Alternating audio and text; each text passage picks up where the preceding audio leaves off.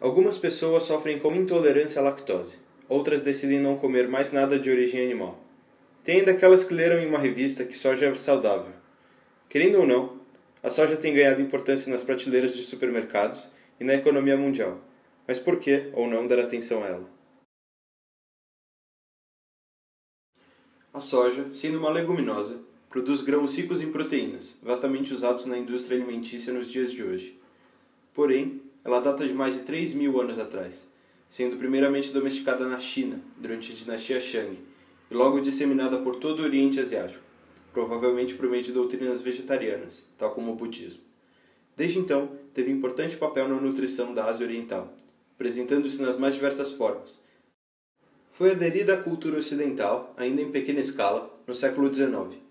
Ganhou maior destaque ao se descobrir que se podia contornar o sabor afeijoado do grão, moendo-o a altas temperaturas, assim desnaturando a enzima responsável, a lipoxigenase, antes que possa atuar.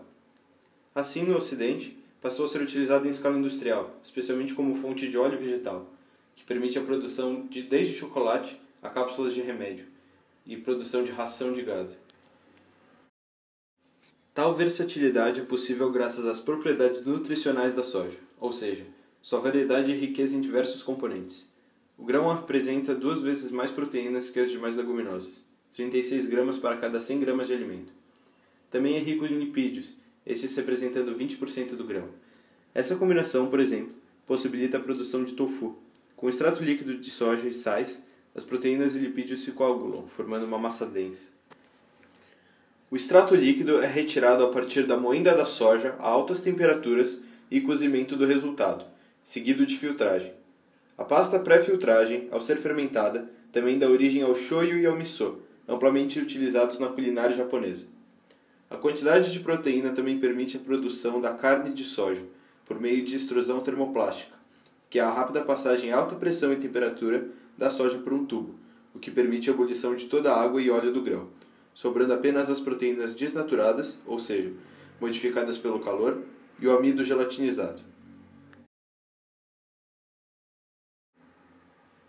A soja possui grandes capacidades nutricionais, mas como mensurar isso? Por meio de comparação entre o extrato de soja, conhecido como leite de soja, e o leite de vaca, é possível fazer tal ponderação. Isso porque o extrato é dado pela indústria como um substituto do leite. Quanto às proteínas e aminoácidos essenciais, ambos apresentam um balanceamento parecido. As proteínas são importantes para as mais diversas funções do organismo, desde a formação estrutural muscular até a função de defesa do organismo por meio de anticorpos, passando também por todas as funções enzimáticas, que garantem o nosso metabolismo. Os aminoácidos, por sua vez, são as unidades formadoras das proteínas, como tijolos estão para um muro. Certos aminoácidos, conhecidos como essenciais, devem compor a nutrição de um indivíduo, já que não são sintetizadas pelo corpo, assim tendo de ser absorvidas dos alimentos. Por isso, o equilíbrio de aminoácidos essenciais presentes em um alimento, em comparação à necessidade diária deles, é uma boa base para ver o quão nutritivo ele é. No nosso caso, o extrato de soja e o leite de vaca apresentam uma quantidade semelhante de proteína por copo.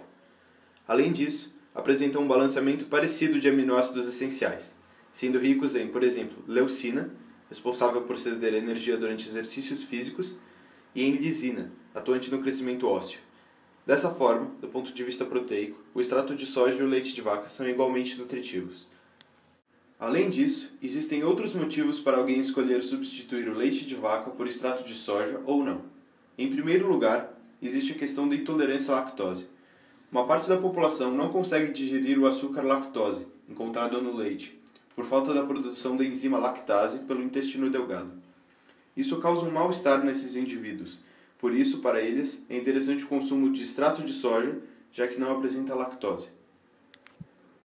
Outro ponto a ser discutido é o cálcio. Ele é importante para a formação óssea do ser humano e, por isso, é fundamental o seu consumo. A falta dele resulta em osteoporose, o que é o enfraquecimento dos ossos por formação de pontos ocos, e é mais comum em pessoas de idade. Pelo cálcio se apresentar em abundância no leite, seu consumo é interessante para manter o nível de cálcio necessário, enquanto o extrato quase não apresenta o mineral. Mesmo no caso de bebidas enriquecidas, a abundância de ferro dificulta a absorção do cálcio pelo organismo. Uma última questão envolve as isoflavonas, estrógenos de origem vegetal ou fitoestrógenos. Esses compostos, presentes no extrato de soja, apesar de benéficos para a prevenção do câncer de mama, podem vir a ser danosos para bebês e crianças, já que podem causar variações nos níveis hormonais, afetando o desenvolvimento da criança. Não existem dados conclusivos quanto a isso, mas é um risco em potencial.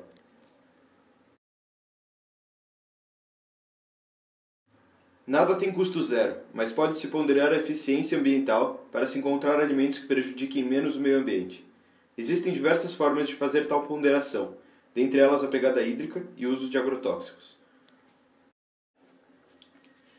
A pegada hídrica nada mais é do que todo o consumo de água necessário para produzir uma certa quantidade de alimento, considerando-se irrigação, transporte e assim por diante.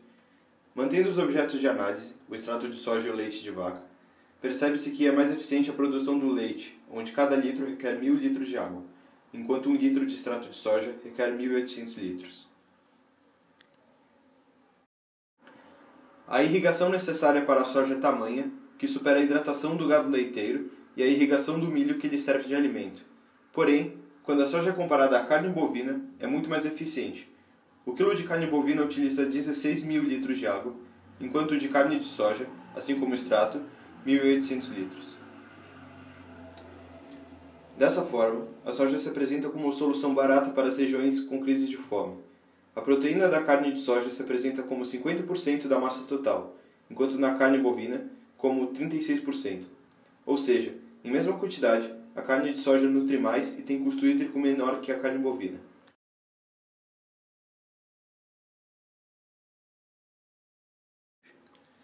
Tudo tem seu preço. A indústria da soja consegue ser produtiva como é, devido ao alto uso de agrotóxicos, compondo quase 33% do total de agrotóxicos usados no Brasil. Devido à extensão da cultura de soja e à concentração de uso, o solo acaba sendo envenenado com chances de afetar as comunidades locais por meio de lençóis freáticos. Os efeitos disso podem tomar forma de desde intoxicações agudas até intoxicações lentas e desenvolvimento de tumores, que podem levar a câncer. Além disso, os altos índices de agrotóxicos podem dizimar populações aquáticas locais e afetar ecossistemas. O milho, utilizado para a produção de ração para gado, por outro lado, apesar de receber agrotóxicos igualmente tóxicos, recebe em menor quantidade. Então, deve ser levado em conta que, para se produzir a soja, o preço ambiental a se enfrentar é muito alto, especialmente na escala de produção atual. Realmente, a soja é muito interessante nutricionalmente, mas sua produção é danosa ao meio ambiente. Talvez a soja seja interessante para dar fim a crises de fome, por exemplo, pois nutre a um baixo custo de produção, mas seu uso desenfreado pode levar a grandes desastres ecológicos a médio e longo prazo.